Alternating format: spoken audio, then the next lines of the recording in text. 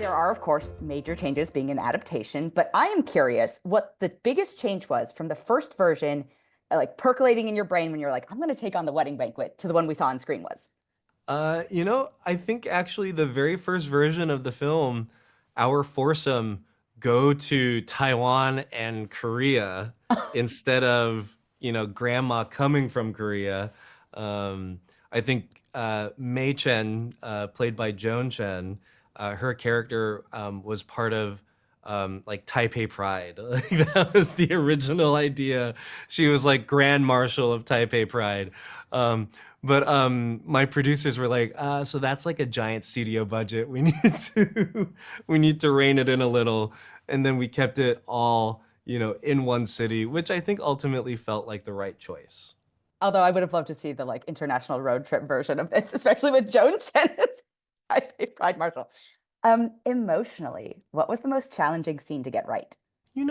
I think it was the Korean wedding banquet, the traditions, um, all of the uh, kind of drama of what's going on internally, for Min's grandmother, played by Yoon Yo-jung, for Chris, played by Bowen Yang, seeing the person that he loves getting married because he was too kind of scared to, marry him.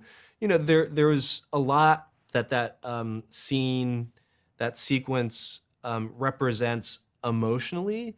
As kind of a turning point or as a possibility, so that the rest of the film can get set up so that we can, get to our ending. And so that was probably the most complicated, with all the actors and costumes and extras. That was a definite challenge. What about logistically? I'm guessing it might be the same. Oh yeah, yeah, totally hard.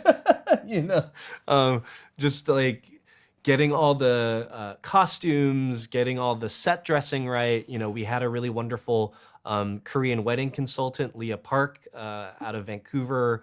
It was there were so many things to juggle, but I kind of love the chaos, and I had such a great team.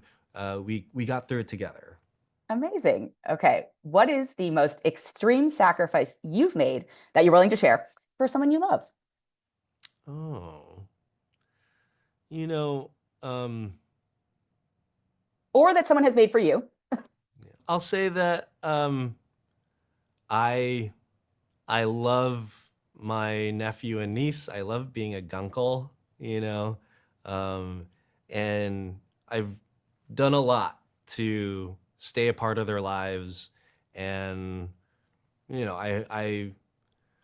I hope they understand how much I love them and care about them, and I'm excited for them to, at some point in the future, watch my movies. They're too young right now. I've seen your movies, yes. I don't know how old they are, but I'm guessing it might be a few years. But that's so sweet. Slightly heavier question. This is coming out in what feels like a more challenging world for the queer community, obviously, than like the world you shot it in, even though that was not that long ago. Are you finding that you're seeing more resonance with different storylines than you were expecting as more audiences get to experience it, or the ones that you're like, I knew this would always hit, are still continuing to hit because it's universal? I think that these themes of queer family and love and support and how to parent, like these are evergreen. Uh, it does make me really sad that it's resonating in a different way, actually. Because I wish we lived in better times. I think it's really scary. And so I wish we were in better times. And in some ways, I wish that like our times were so good that like people might watch this film and be like, oh, whatever.